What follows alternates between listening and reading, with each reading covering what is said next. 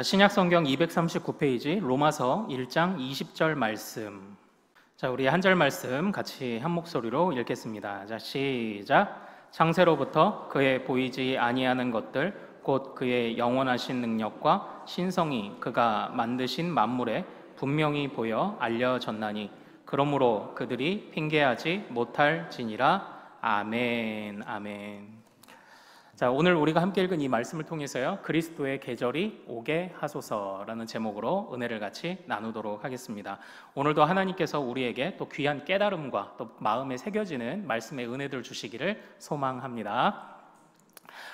이번 주 어떻게 여러분들 평안하셨습니까? 이번 주에 갑자기 날씨가 이렇게 더워질 줄 몰랐어요. 제가 그 작년에 이제 처음 포항으로 이사를 와서 7월 말쯤 돼서 느꼈던 날씨에 대한 이제 생각이 이번 주에 이제 느껴지는 겁니다. 그래서 좀 이상하다 이제 이런 생각들을 좀 많이 했는데 계절이 이제 많이 바뀌었다는 것을 이제 좀 느끼셨을 것 같습니다. 근데 저는 이번 주에요, 그 이제 지내다가 야, 계절이 정말 바뀌었긴 바뀌었나 보다를 어디서 느꼈는지 아십니까? 우리 첫 번째 화면 한번 볼까요? 네. 자, 바로 여기에서 제가 계절의 바뀜을 느꼈습니다. 이게 뭘까요? 자, 왼쪽은 제가 겨울에 샤워할 때 하던 손잡이의 위치고요, 오른쪽은 제가 여름에 샤워할 때 하던 손잡이 위치예요. 겨울은 찬물도 굉장히 차죠. 말 그대로 차죠. 근데 요즘 우리가 찬물 쪽으로 틀면 어떻습니까? 미지근한 물 나오죠. 그러니까 이게 샤워하기에 딱 좋은 간을 맞추려면 겨울은 뜨거운 물을 조금 더 섞고 여름은 찬물을 좀 더 섞어야 이게 간이 맞더라고요. 그렇죠?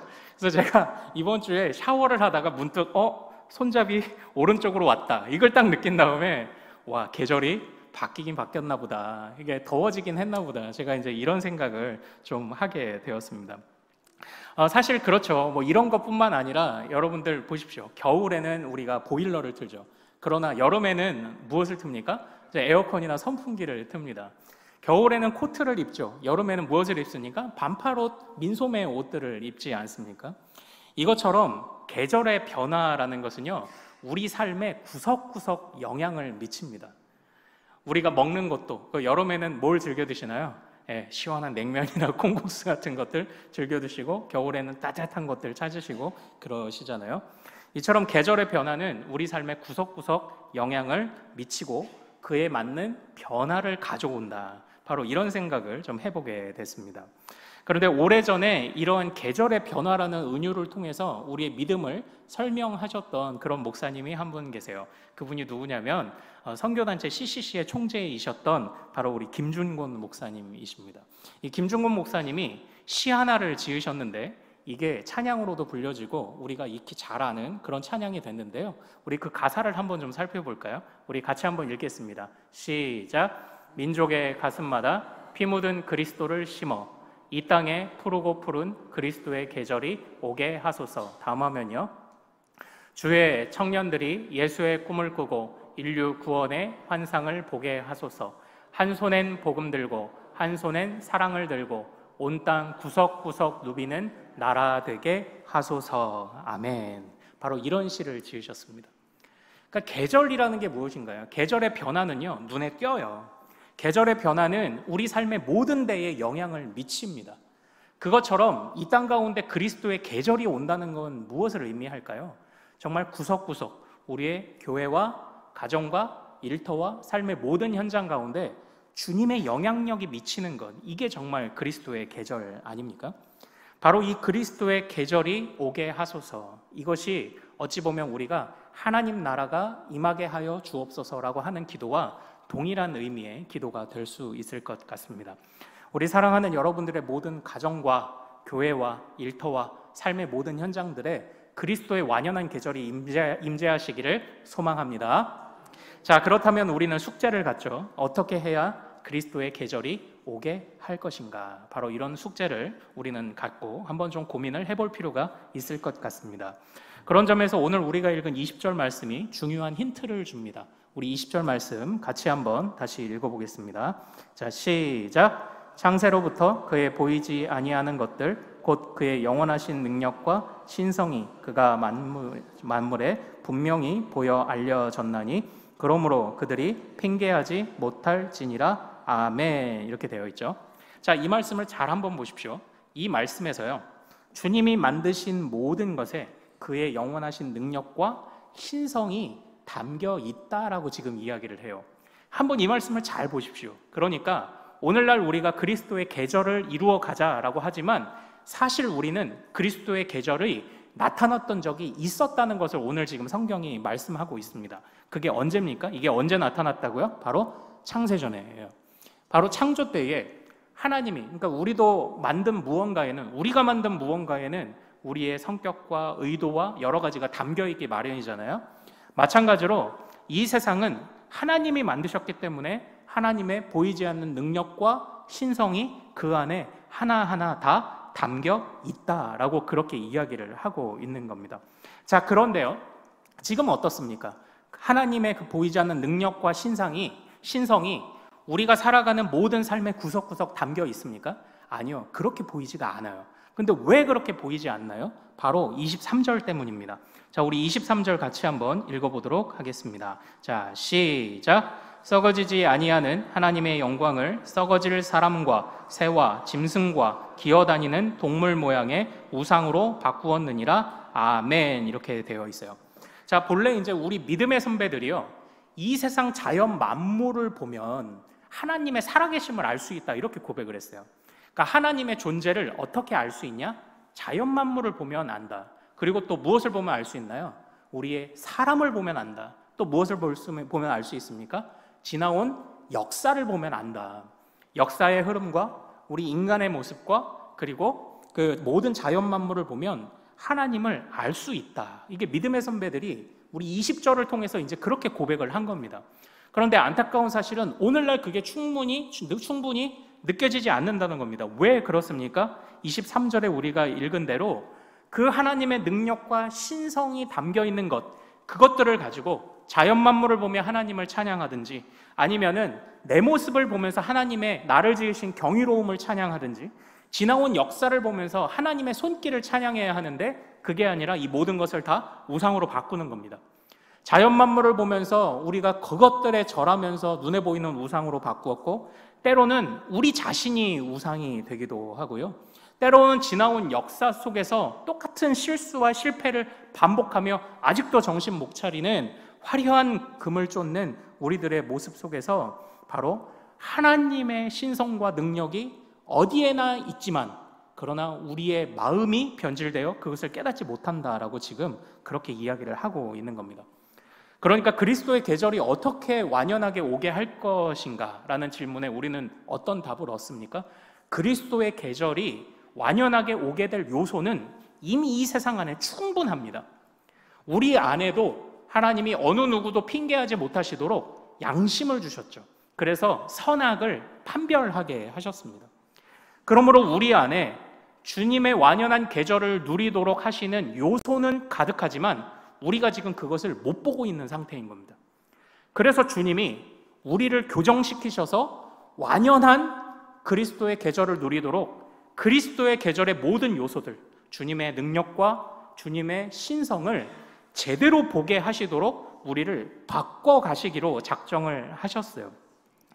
지금 그래서 우리의 상태를 로마서는 이렇게 이야기를 합니다. 우리 화면 한번 볼까요? 같이 한번 읽어보도록 하겠습니다. 자, 시작. 모든 사람이 죄를 범하였음에 하나님의 영광에 이르지 못하더니. 그러니까 이게 지금 우리가 하나님의 영광, 어디에나 드러나는 완연한 하나님의 영광을 보지 못하는 상태입니다. 여기서 우리가 이제 원인을 알았죠. 바로 우리의 미련한 죄성이 문제인 거예요. 이것을 바꾸시기 위해 주님이 우리에게 영적 비참함 가운데 있는 우리에게 주신 것이 무엇입니까? 그게 바로 17절이에요. 이제 화면 내려주시고 우리 17절로 가서 같이 한번 읽어보도록 하겠습니다. 자, 17절 읽습니다. 로마서 1장 17절 시작. 복음에는 하나님의 의가 나타나서 믿음으로 믿음에 이르게 하나니 기록된 바 오직 의인은 믿음으로 말미암아 살리라 함과 같으니라. 아멘. 이렇게 죄로 물든, 그래서 어디서나 가득한 하나님의 능력과 신성을 보지 못하는 눈먼 우리들을 향해서 주님이 주신 영적 비참함 가운데 있는 우리에게 주신 주님의 은혜가 무엇이라고 말합니까? 그게 바로 복음인 거예요. 그게 바로 복음이고요, 그 복음을 믿는 믿음이 우리를 살린다, 우리를 바꾼다고 지금 이야기를 하고 있는 겁니다. 자, 그런데 사랑하는 여러분, 한번 잘 생각해 보십시오. 우리 한국교회가 복음을 안 믿나요? 우리 한국교회가 믿음을 말하지 않습니까? 우리 한국교회는 처음에 그 복음이 이 땅 가운데 심겨진 순간부터 모든 순간 복음을 외쳤고요, 모든 순간 믿음을 부르짖었습니다. 그러나 사랑하는 여러분, 잘 생각해 보십시오. 지금 우리가 살아가는 이 세상 가운데 죄악된 우리의 눈이 교정되고 이 땅 가운데 그리스도의 완연한 계절이 드러나고 있습니까? 안타까운 사실은 오히려 그리스도의 완연한 계절이 우리가 임재하기보다는, 그것을 느끼기보다는 오히려 더 영적인 가난함을 느끼고 있습니다. 우리는 복음을 믿습니다. 그리고 믿음을 부르짖습니다. 그런데 왜 우리는 더 영적으로 가난해지는 것일까요? 그런 부분에서 저는 이제 오늘 이 말씀 안에서요, 우리가 따라가고 있는, 우리가 고백하고 있는 이 믿음에 관해서, 그러니까 이 그리스도의 완연한 계절이 오게 하기 위해서 믿음이 참 중요한데, 복음을 믿는 믿음이 중요한데, 우리는 왜 이 믿음을 부르짖는데도 그리스도의 완연한 계절을 못 누리는가? 그렇다면 뭐가 문제인 건가요? 우리 믿음이 문제가 아닙니까? 그래서 오늘 저는 이 믿음에 관해서 좀 같이 한번 이야기를 나누고 또 생각을 해보고 싶어요. 우리 17절 말씀을 보면은 우리가 기본적으로 갖는 교리적인 진술 하나가 생각이 납니다. 바로 무엇입니까? 이신칭의라는 것을 우리는 이 말씀을 통해서 알게 됩니다. 이신칭의가 뭔가요? 이자가 이자예요. 뭐뭐로서라는 겁니다. 그러니까 믿음으로써 칭의, 의롭다 칭함을 받는다라는 바로 이런 뜻이죠. 마찬가지 우리 루터의 종교개혁가 루터가 이 말씀을 읽으면서 하나님의 은혜를 깨닫고 오직 은혜로 구원받는다는 것을 깨달았죠. 그리고 우리 믿음의 모든 종교개혁가 선배들도 바로 이 말씀을 붙잡고 있지 않습니까? 그런데 이 믿음으로써 구원받는다는 말씀이요, 때때로는 공격을 받아요. 바로 어떤 공격을 받냐면, 믿음으로써 구원받는다는 것만 강조하다 보니까 사람들의 삶이 다 무너졌다, 이렇게 공격을 받습니다. 그래서요, 사실 이제 오늘 말씀을 통해서 이제 우리가 성화의 삶이라는 걸 또 알고 있죠. 우리가 믿는 순간 그 이후에 점점 성숙해 가면서 마지막 최종 하나님의 목적지까지 도달했을 때 영화를 이루는 그 모든 과정들, 성화라는 과정을 이야기를 하잖아요. 그래서 이제 우리 그 이신칭의를 말할 때 참으로 이제 그런 부분들이 공격을 받습니다. 믿음으로 구원받는다는 말이 성화를 약화시킨 것 아니냐. 믿음으로 구원받는다는 말이, 그러니까 믿기는 믿는데 삶이 없다, 이런 얘기를 우리가 한국교회 안에서 참 많이 듣지 않았습니까? 이제 그런 부분에서 사실 이 부분이 이제 공격을 많이 받고 있어요. 그런데 과연 그것이 성경적으로 이제 옳은 진술일까? 그러니까 우리는 믿음에 관해서 어떤 생각을 하냐면, 믿기는 믿어요. 그런데 머리로 아는 대로 살지 못한다. 이런 그 구도가 없는 것은 아닙니다. 그러나 한번 오늘 말씀을 통해서 우리가 깊게 한번 생각해 보자고요. 우리가 갖고 있는 이 믿음, 왜 우리가 믿음 부르짖는데 그리스도의 계절이 오지 않냐?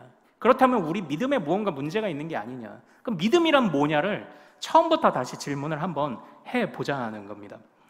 오늘 우리가 읽은 17절 말씀에 의인은 무엇으로 살리라? 오직 믿음으로 살리라, 이렇게 되어 있잖아요. 그런데 이 말이 사도 바울이 한 말이 아닙니다. 원래 이 말은 누가 했냐면, 우리 다음 화면 한번 좀 같이 볼까요? 자, 우리 화면 보고 같이 말씀 읽겠습니다. 자, 시작. 보라, 그의 마음은 교만하며 그 속에서 정직하지 못하나 의인은 그의 믿음으로 말미암아 살리라. 아멘. 본래 이 말을 누가 했냐면 구약에서 하박국 선지자가 제일 먼저 했습니다. 하박국 선지자가 활동할 때 당시는요, 북이스라엘, 남과 북으로 이렇게 쪼개졌던 이스라엘이 기원전 주전 722년에 아수르에 의해 북이스라엘이 망하고 주전 586년에 바벨론에 의해서 이제 남유다가 망하게 될 텐데, 그 북이스라엘과 남유다의 멸망 그 사이 시간들에 활동한 것이 바로 우리 하박국 선지자입니다. 이 하박국 선지자는요, 하나님 앞에 불만이 참 많았어요. 첫 번째 불만, 하나님 왜 악한 자들을 즉시 심판하지 않으십니까? 바로 이러한 그 질문을 하나님께 던졌습니다. 그때 하나님이 답을 주셨죠. 하나님의 뜻이 있어서 그래. 하나님이 돌아올 시간을 지금 너희에게 주고 있는 거야라는 그런 답을 주세요. 그래서 오케이, 이해했습니다. 근데 하박국은요, 또 하나 의문을 갖습니다. 하나님, 그런데 하나님의 심판이 있다는 것을 알긴 아는데 왜 하필 우리보다 더 악하고 더러운 저 바벨론 사람들, 이방인의 손길을 통해 우리를 심판하십니까? 그러니까 이런 그 질문을 가졌던 게 하박국이었습니다. 그러나 그때 하나님이 이 하박국을 통해서 하신 말씀이 바로 이 하박국 2장 4절에 있는 바로 그 말씀입니다. 그러니까 하나님께서는요, 반드시 악을 심판하세요. 그러나 그 악을 심판하시는 방법과 때는 그건 하나님의 소관입니다. 중요한 것은 우리는 오직 어떻게? 그냥 어떤 일이 벌어지든지 믿음을 지키며 하나님 앞에 바로 서서 살아가는 것이 더 중요하다는 말씀을 강조하는 문맥에서 이제 이 말씀을 우리에게 주셨던 거예요. 자, 그런데 우리 하박국 말씀 다시 한번 좀 띄워주실까요? 이 하박국 2장 4절에 있는 말씀을 보면은 무언가 두 가지 대비되는 구도가 하나 나타나요. 의인은 그의 믿음으로 말미암아 살리라라는 구도와 믿음의 삶이 아닌 것을 앞전에서 이야기를 하고 있죠. 믿음의 삶이 아닌 것은 무엇입니까? 교만한 마음과 정직하지 못한 마음이에요. 그러니까 믿음의 삶이란 무엇입니까? 교만을 내려놓는 삶이고 하나님 앞에 정직한 삶이 믿음의 삶이라는 이런 구도를 지금 이 안에서 우리가 볼 수 있습니다. 지금 두 가지 구도가 있는 겁니다. 하나님 앞에 교만하냐 아니면 정직하지 못하냐, 그런 삶을 살 거냐, 아니면 너 하나님 앞에 정직하고 겸손한 믿음의 삶을 살 거냐, 지금 이 이야기를 하고 있는 거예요. 자, 그런데 자, 이제 여기에서 우리 사도 바울은 이 말씀을 로마서에서 한번 인용을 하고 갈라디아서에서 또 한 번 인용을 합니다. 우리 갈라디아서 3장 말씀 다음 화면으로 한번 볼까요? 자, 우리 같이 한 목소리로 읽겠습니다. 시작. 무릇 율법 행위에 속한 자들은 저주 아래 있나니 기록된 바 누구든지 율법책에 기록된 대로 모든 일을 항상 행하지 아니하는 자는 저주 아래에 있는 자라 하였음이라. 이는 의인은 믿음으로 말미암아 살리라 하였음이라. 아멘. 믿음으로 살리라 하였음이라. 아멘. 이렇게 돼 있죠. 화면 한번 띄워주세요. 여기에서도 보면요, 갈라디아서의 배경은 그때에 할례를 반드시 받아야만 구원받는다고 말하는 그 유대파 기독교인들이 자꾸 교회에 침투해 들어오는 겁니다. 그래서 그리스도의 복음으로 구원받기에 충분하다가 아니라 그리스도도 믿어야 하고 할례도 받아야 돼. 그러니까 뭐냐면 너의 겉모습이 유대인처럼 되어야 돼를 자꾸 말하는 자들이 나타났던 겁니다. 그때에 그들에게 맞서서 율법의 행위에 속한 자들아, 율법의 행위에 속한 것들아, 너희가 율법의 참된 가르침은 따르지 않으면서 겉모습만 따라가는구나, 이걸 책망하면서 주었던 말씀이 바로 이 말씀인 거예요. 그러니까 무엇입니까? 너희가 겉모습으로 할례를 받냐 안 받냐로 중요한 게 아니야. 너희가 그리스도를 진심으로 믿고 따른다면 중요해. 너희가 그리스도를 믿는다고 말해? 근데 할례도 받아야 된다고 말해? 그럼 너희 그리스도 안 믿는 거야. 지금 이렇게 이야기를 하는 거예요. 오직 믿음으로 살리라. 믿음으로 사니까 너희들 좀 제대로 알아라. 이 이야기를 하고 있는 겁니다. 자, 이제 화면 내려주셔도 됩니다. 그리고 또 이제 이 말씀이 사도 바울은 아니고요, 히브리서 10장에서 오직 의인은 믿음으로 살리라는 말씀이 다시 한번 또 주어집니다. 나중에 히브리서 10장을 가보십시오. 그런데 그때에 믿음으로 사는 삶을 무엇이라고 묘사하는지 아십니까? 끝까지 인내하는 삶. 우리의 완전한 대제사장 되신 주님을 끝까지 인내하는 삶이 믿음이라고 말해요. 잘 한번 보십시오. 믿음이라는 것은 어떤 것입니까? 주님 앞에 교만하지 않은 겁니다. 정직하게 모든 삶을 살아내는 겁니다. 또 믿음이라는 것은 어떤 것입니까? 율법의 거칠애가 아니라 그 안에 진정한 믿음을 고백하며 율법의 모든 조항들 앞에서, 율법은 나중에 좀 설명할게요. 율법이 전혀 쓸데없는 게 아니에요. 율법의 거칠애가 아니라 율법을 참으로 너희가 따르느냐, 바로 그것을 또 이제 묻고 있는 것이고요. 또 믿음의 삶은 무엇입니까? 믿음은 끝까지 인내하는 것이다라고 지금 이렇게 이야기를 하고 있는 겁니다. 우리 여기서 사도 바울이나 아니면 성경, 신약 성경의 또 다른 저자들이 말하는 믿음의 공통점을 찾아봅시다. 진짜 믿음이란 무엇인가요? 진짜 믿음은 굉장히 역동적이에요. 진짜 믿음은 굉장히 살아있습니다. 진짜 믿음은 단순하게 내 마음의 상태를 말하는 게 아니에요.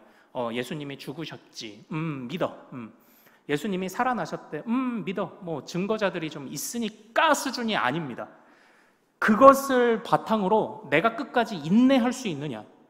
그것을 바탕으로 내가 예배도 드리고 내가 그리스도인이라는 이름도 갖고 종교 안에 기독교라고 적지만 거칠애가 아니라 나의 모든 삶을 그 안에 내가 쏟아놓고 있느냐? 이제 그것을 묻는 겁니다.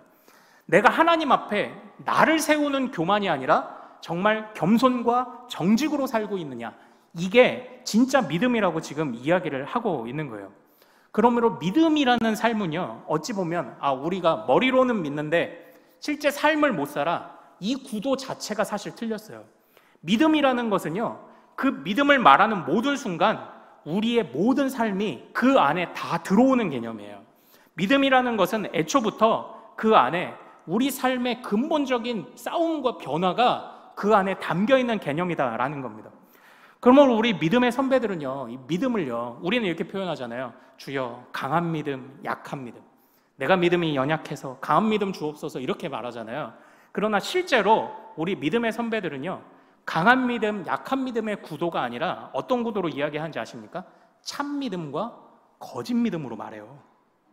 그러니까 우리가 주님을 믿는다고 하는데 우리가 인생을 주님의 뜻대로 못 살아간다라는 것을 믿음이 작다라고 표현하는 게 아니라 엄밀히 말하면 성경은 무엇이라고 말하니까 믿음이 없다라고 말하는 거예요. 우리 이 정말 구원에 이르는 믿음, 정말 어디서나 존재하는 하나님의 능력과 신성을 제대로 바라보며 그리스도의 참된 계절이 완연하게 이루어지도록 하는 그 믿음, 어찌 보면 우리는 믿기는 믿는데 삶을 못 살아. 이 구도 안에서 천국은 내가 가는 게 확실하긴 한데 내가 이 세상에서 조금 내가 덜 살고 있어 라고 말하는 이 구도에 우리는 너무 익숙해져 있는 겁니다. 우리는요, 그런 구도로 믿음을 볼 게 아니에요. 믿음은 처음부터 굉장히 역동적이에요. 믿음은 끝까지 인내하는 삶이어야 하고요, 믿음은 처음부터 끝까지 진심이 그 안에 모든 순간에 쏟아져 나와야 하는 삶이고요, 믿음이라는 것은 처음부터 자기 부인이 그 안에 담겨 있는 겁니다. 그런데 일부만 부인하고 일부는 내 뜻대로 하면 되나요? 절대 그렇지 않습니다. 사실 오늘 우리가 읽은 이 본문 말씀 한번 보십시오. 복음, 하나님이 복음을 주셔서 우리로 하여금 죄에 미련하고 영적 비참한 가운데 있는 우리를 구원할 수 있는 길을 열어주셨다고 말하잖아요. 복음. 근데 이 복음도 굉장히 재밌는 단어입니다. 우리 복음에 관련해서 우리 이사야 말씀 다음 화면 한번 좀 살펴보도록 하죠. 자, 같이 읽겠습니다. 자, 시작. 좋은 소식을 전하며 평화를 공포하며 복된 좋은 소식을 가져오며 구원을 공포하며 시온을 향하여 이르기를 내 하나님이 통치하신다 하는 자의 산을 넘는 발이 어찌 그리 아름다운가. 아멘. 자, 우리가 이 말씀에서 어떤 찬양이 나왔습니까? 말씀 그대로 띄워주세요. 복음 들고 산을 넘는 자들의 발길. 이제 이 찬양이 나왔죠. 근데 이제 우리가 여기에서요, 복음 들고 산을 넘어야지를 보는데 더 정작 중요한 걸 못 보고 있어요. 여기에서 이사야 선지자가 장차 메시아가 임하시면 허락하실 아주 완전한 구원의 때를 묘사를 하면서 좋은 소식과 복된 소식이 선포될 것이다, 들려올 것이다 라고 이렇게 이야기를 합니다. 그런데 이 좋은 소식과 이 복된 소식이, 구약 성경이 히브리어로 기록됐잖아요. 그러니까 이 구약 성경을 헬라어로 번역할 때 저 복된 소식과 좋은 소식을 뭐라고 번역했을까요? 저걸 복음이라고 번역한 거예요. 저걸 유앙겔리온이라고 이제 번역한 겁니다. 복음이 뭐예요? 복된 소식이잖아요. 복된 소식이잖아요. 복음이라는 것 자체가 애초부터 이제 복된 소식. 복음은 메시아가 오셔서 이루시는 좋은 소식입니다. 이걸 선언하는데 그때에 복음의 내용이 등장합니다. 복음의 내용이 뭡니까? 우리 빨간 글씨 같이 한번 읽어보겠습니다. 시작. 내 하나님이 통치하신다. 이게 복음이에요. 우리가 보통 복음이 뭐냐라고 물으면요, 대부분 이렇게 얘기합니다. 십자가요, 이렇게 얘기하죠. 제가 이제 예전에 목사 후보생 고시를 보러 이제 노회에 갔다가 이제 물으시더라고요. 복음이 무엇라 생각하나? 이렇게. 그래서 하나님의 나라와 그분의 통치 아래 있는 것입니다. 이렇게 대답했더니 십자가야, 이렇게 얘기를 하셔가지고 제가 마음에 또 갈등이 돼서 약간 이제 그렇게 마음에 부딪힘이 있으면 또 공부를 열심히 하게 되잖아요. 그래서 와서 또 공부를 열심히 했는데, 맞습니다. 복음은 그리스도가 나타나셔서 우리를 대신해서 죽으신 거예요. 그리고 우리의 부활의 첫 열매가 되셔서 산소망이 되신 게 복음 맞아요. 근데 중요한 건 그걸 가지고 뭘 하려고 하셨는지를 말하는 게 더 중요해요. 주님이 왜 우리를 위해서 죽으셨습니까? 주님이 왜 우리에게 구원의 부활의 첫 열매가 되셨나요? 그게 바로 하나님이 우리의 삶 속에 개입하셔서 우리를 그리스도의 완연한 계절로 모든 우리의 삶을 새롭게 하시기 위해 바로 그 죽으심과 부활을 이루신 것 아닙니까? 그런데 그때에 주님이 우리의 모든 삶에 들어와서 개입하신다라는 것을 우리 믿음의 선배가 뭐라고 표현했냐면 하나님이 통치하신다로 다룬 거예요. 근데 잘 생각해 보십시오. 어느 왕이 자신의 나라 가운데 일부분만 자신의 통치 이념이 반영되기를 바랄까요? 절대 그렇지 않아요. 왕은 자신의 통치 이념과 생각이, 자신의 법이 모든 백성의 구석구석 임하기를 바라는 것이 이게 왕입니다. 하나님도 우리를 통치하고 다스리시기를 원하죠. 우리 삶에 개입하시기를 원합니다. 그러나 어떤 데는 개입하시고 머리에는 개입하셔서 믿음을 갖게 하시는데 삶에는 개입 안 하셔서 우리로 하여금 그냥 믿음과 삶에 이중적인 삶을 살도록 그냥 방치하실까요? 아니요. 처음부터 주님이 우리에게 의도하신 믿음의 삶이다라는 것은요, 우리 삶의 영역 가운데 구석구석 하나님의 통치와 하나님의 영향이 미치지 않은 곳이 없는, 바로 그것을 고백하는 믿음을 우리에게 처음부터 요구하셨어요. 그러니까 이 복음이라는 단어를 잘 생각해 보십시오. 믿음이라는 단어를 잘 생각해 보십시오. 믿기는 믿는데 그대로 못 살아에 대한 구도가 애초부터 없어요. 복음이라는 건 애초부터 주님의 완전한 통치라는 목적을 가지고 있고요. 그것을 위해서 우리가 고백해야 하는 믿음은요, 일부분의 믿음만을 고백하는 걸 성경이 원하고 있지 않습니다. 성경은요, 우리의 가정, 교회, 직장, 삶의 모든 터전이 바로 주님의 발 앞에 있기를 바라는 것, 그게 진짜 믿음이라고 말을 하는 겁니다. 그러니까 오늘날 이제 우리의 믿음을 점검해야죠. 우리의 믿음이 연약하다라는 것을 고백할 때가 왜 없겠습니까? 그러나 아무리 작은 믿음을 고백하더라도 우리는 참된 믿음을 고백해야 합니다. 지금 더 이상 우리의 아는 것과 우리의 살아가는 삶에 차이가 있는 이 괴리감을 더 이상 방치해서는 안 돼요. 우리가 믿음을 진심으로 고백해서 정말 그리스도 안에 완전한 다스리심을 받고 그리스도의 계절이 완연하게 이루어지기를 바란다면요, 지금 우리가 이 믿음을 다시 정의를 내려야 돼요. 처음부터 우리는 참된 믿음 갖게 하옵소서. 주여, 약한 믿음, 강한 믿음 그런 거 말고 참된 믿음 갖게 하옵소서. 좀 우리가 이걸 위해서 지금 우리가 다시 마음을 좀 새롭게 해야 된다라는 것입니다. 그래서요, 우리 이제 이 믿음으로 구원받는다라는 것이요, 이제 이렇게 오해를 받는 거예요. 그러다 보니까 우리 칼빈 선생님이 기독교를 설명하기 위해 기독교 강요를 쓰실 때에 아주 절묘하게 그 책을 구성하셨습니다. 그 책의 흐름을 구성하신 거예요. 그 당시 우리 종교 개혁가들이 싸웠던 것은 무엇이냐면요, 바로 믿는 믿음에 그리고 선행이 덧붙여져야 구원받는다고 말하는 로마 가톨릭에, 그리고 또는 그 선행 중에 하나가 무엇입니까? 바로 돈을 주고 면죄부를 사는 거였죠. 구원을 위해서 마치 할례를 받아야 된다고 말하는 사람들처럼 무언가 교회 명부에 이름을 제대로 올려야 우리가 구원받는다라고 뭔가를 자꾸 덧붙이는 사람들에 관해서 반대하며 일어난 게 종교개혁 아니었습니까?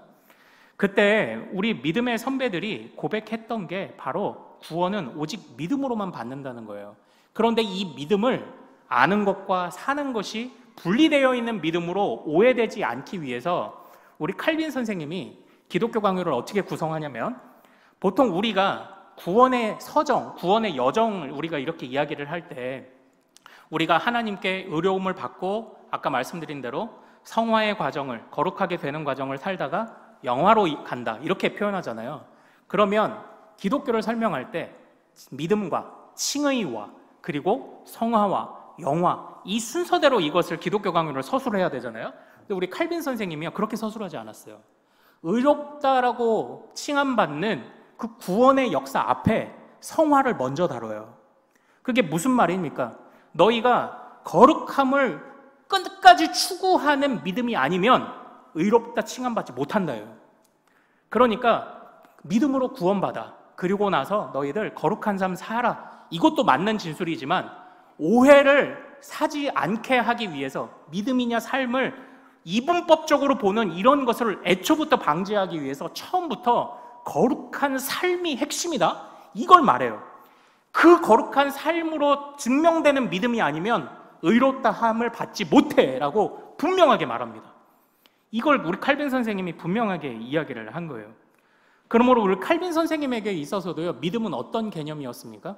우리의 전인격, 가정, 교회, 직장, 삶의 어떤 터전에서 이 믿음으로 갱신되지 않아야 하는 곳이 없는 거예요.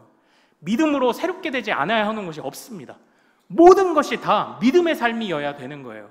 이분법적 삶이요? 아니요, 그런 거 없어요. 그거 믿음 아닙니다. 그걸 우리 칼빈 선생님도 이야기를 하고 있었던 것이죠. 사랑하는 여러분, 우리가 이 믿음을 회복해야 합니다. 우리가 이 믿음, 온전한 믿음을 회복할 때 비로소 어디에나 있는 그리스도 계절의 완연한 요소들, 주님의 신성과 주님의 능력을 비로소 볼 수 있게 되는 거예요. 믿음은 있는데 그에게 합당하게 살지 못한다라는 이러한 미련한 우리의 시각과 미련한 안목들이 자꾸 어디서나 있는 하나님을 못 보게 만드는 겁니다. 그러나 우리는 이제는 다시 정신을 차리고 다시 갱신되어야 합니다. 믿음이다라는 것은요, 우리의 모든 삶이에요. 우리의 모든 삶에서 그 거룩함이 나타나지 않으면 그건 거짓 믿음이다라는 것을 지금 말하고 있는 것입니다. 사랑하는 여러분, 저는요, 이제 앞으로 이제 좀 몇 번에 걸쳐서 이 성화에 관해서 좀 다뤄보고 싶어요. 사실 그런 마음을 좀 겪었던 것이 무엇이냐, 생각을 했던 것이 무엇이냐면요, 이제 우리가 여름 사역을 앞두고 있잖아요. 참으로 의미 있는 일이고 또 중요한 일인데, 이런 일들을 분주하게 겪다 보면 또 그 안에서요, 은근한 부딪힘과 또 다툼들이 사실 일어납니다. 그러하기에 저는요, 우리가 중요한 일을 감당할 때, 우리가 중요한 사역을 감당할 때 정말 참된 믿음의 마음으로, 참된 거룩의 자세로 모든 것을 감당하기를 원해요. 그래서 그 안에 준비되는 과정도 은혜롭고 그리고 결과도 은혜로운 그런 과정을 좀 원합니다. 그리고 또 특별히는요, 또 우리가 이제 6월 달에 우리가 지나온 반년을 마무리하고 우리 전반전을 돌아보는 7월 첫 주에 우리 정기 재직회를 통해서 우리가 지나온 것들을 함께 반성하고 어떻게 어디로 달려가야 될지를 우리가 또 같이 고민하는 시간을 가질 거예요. 그런데 그때에 우리가 어떻게 다투지 않고 정말 좋은 건설적이고 건실한 토론을 할 수 있을까? 저는 거기에도 관심이 있습니다. 그래서 우리가 정말 이 거룩함, 모든 것에 있어서 거룩함이 묻어나는 삶, 어떤 사역을 하든 무슨 토론을 하든 또는 교회에서든 가정에서든 직장에서든 정말 이 거룩한 삶이 나타나기를 바라는 그 마음을 같이 몇 주간에 걸쳐서 좀 나누면 좋겠다라는 그런 생각을 좀 해보게 되었습니다. 사랑하는 여러분, 믿음은 있는데 그런데 그대로 살지 못한다는 이 구도, 저는 오늘 이 말씀을 보면서요, 예수님이 예루살렘 성에 입성하셨을 때 벳바게라는 동네를 지나가셨을 때 있었던 사건 하나가 떠올랐습니다. 그때 벳바게, 제가 성경에서 어디 기억하시는지 한번 보겠습니다. 벳이라고 하면은 무슨 뜻이라고 했죠? 이게 마을을 의미해요. 예, 마을 또는 타운, 예, 동네를 의미합니다. 그래서 베들레헴은 베이트레헴, 벳레헴 해서 빵의 동네 이런 뜻이라고 제가 말씀을 드렸죠. 그러면 예수님이 지나가셨던 벳바게는 무슨 뜻일까요? 바게의 동네, 이제 이런 뜻인 거예요. 바게 동네. 그럼 바게는 뭡니까? 바게. 그 옛날 제가 이제 우리 어린이들한테 바게가 뭘까 그랬더니 바게뜨 이래가지고 바게뜨 아니고요. 이 바게가요, 원래는 파게입니다. 이 파게가 그 무화과에 열리는 첫 번째 열매를 의미해요. 초실, 첫 열매를 이 파게라고 합니다.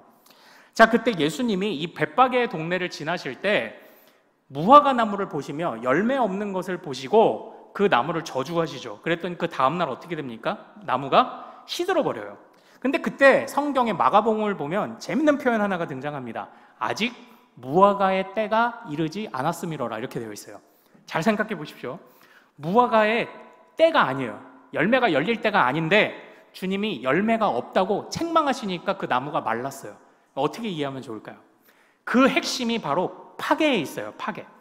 파괴라는 게 첫 열매라고 했잖아요. 이 첫 열매는 상품성의 가치는 없습니다. 그러나 첫 열매가 많이 열리면 이제 그 열매를 솎아주거든요. 솎아주면 첫 열매가 많이 열리면 본 열매가 많이 열린다는 그 증거가 된다는 거예요. 이 파괴가. 그러니까 주님이 보시기에 아직 상품성 있고 좋은 무화과가 열릴 때는 아니에요. 그러나 지금은 어떤 시점입니까? 파괴라는 첫 열매가 열려야 되는 시점이었던 겁니다. 그런데 그 나무는 어떻습니까? 아직 그 첫 열매조차도 열리지 않은 거예요.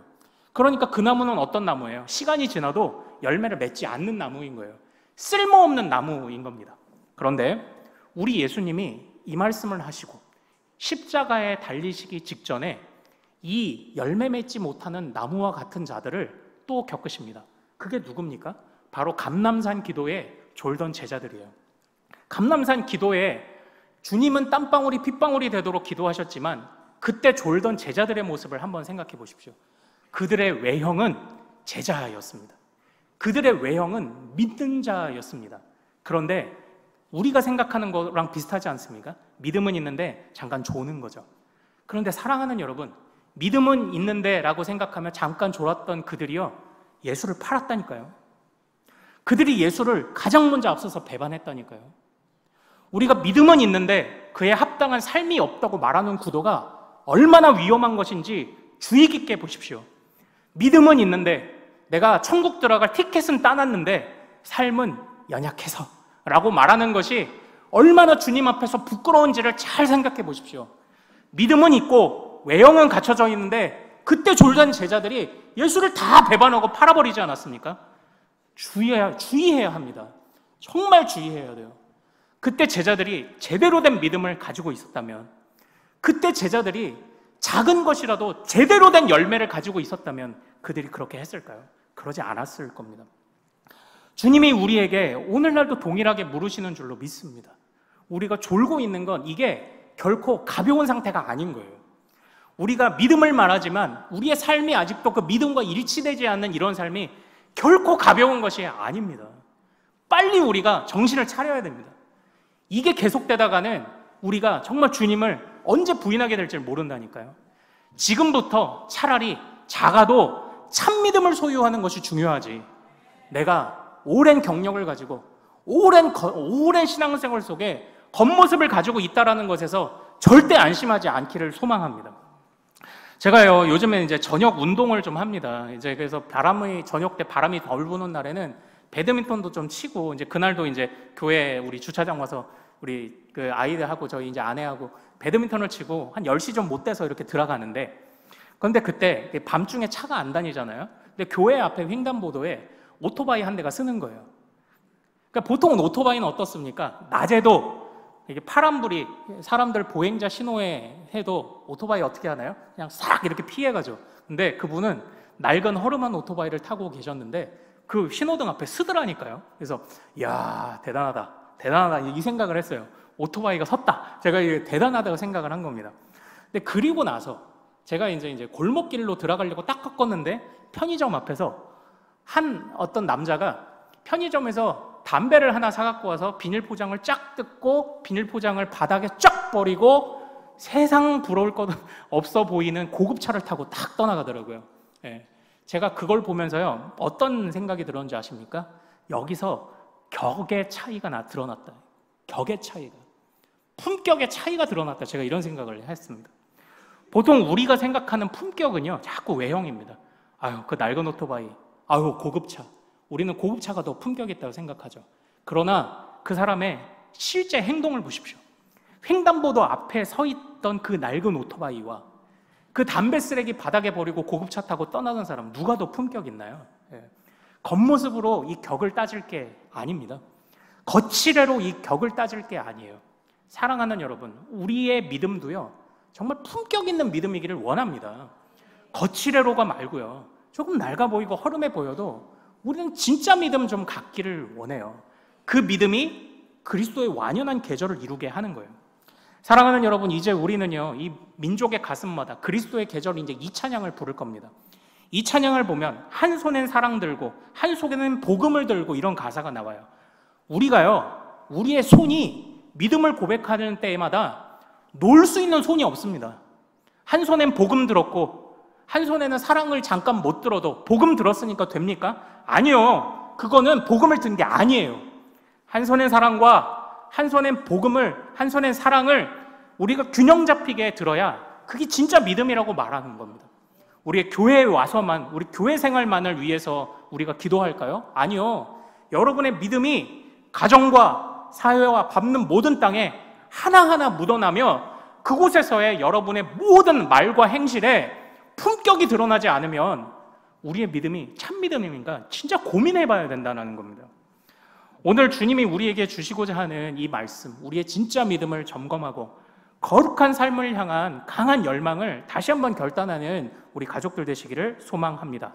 그때에 그리스도의 완연한 계절이 이 땅 가운데 임할 줄로 믿습니다. 우리 교회 안에, 우리 나라 안에. 우리 같이 찬양하며 나아갑시다. 민족의 가슴마다.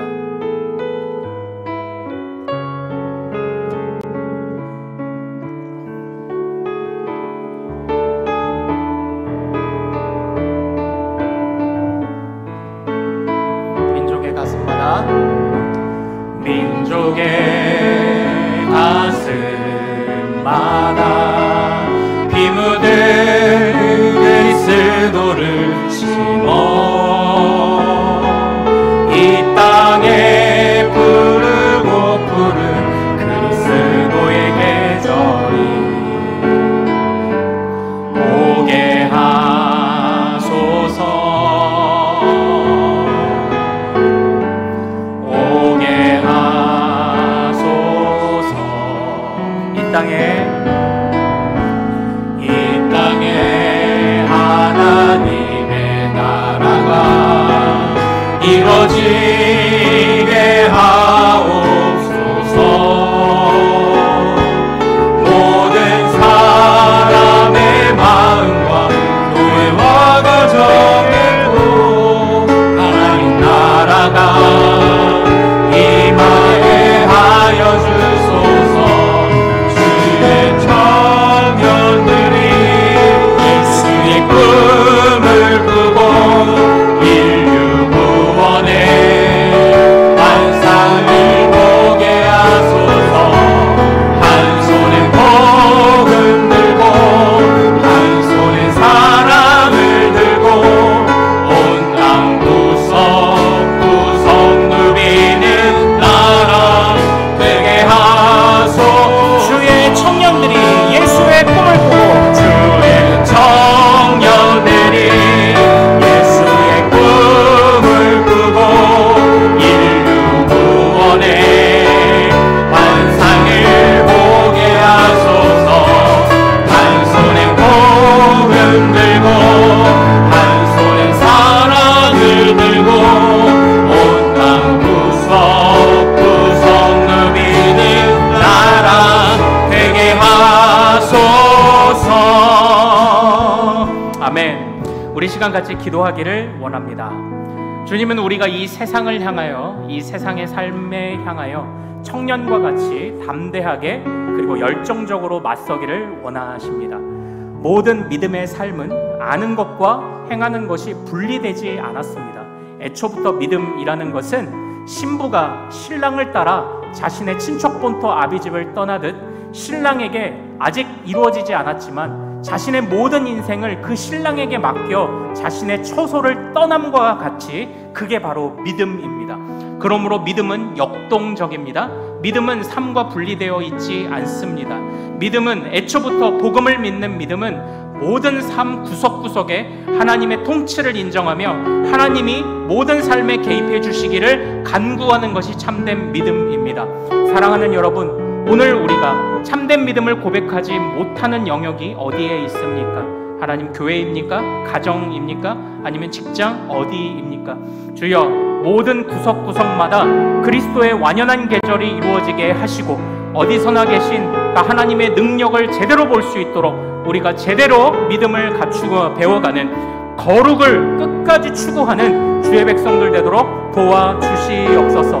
믿음에 관한 바른 인식을 가지고 강한 믿음, 약한 믿음이 아니라 참된 믿음, 거짓된 믿음의 구도 안에서 우리를 바라보며 비춰보는 믿음의 분명한 기준 가진 자 되도록 도와주시옵소서. 작은 열매라도 지금부터 있게 하옵소서. 우리 주여 이름 크게 한번 부르고 같이 기도하겠습니다. 주여!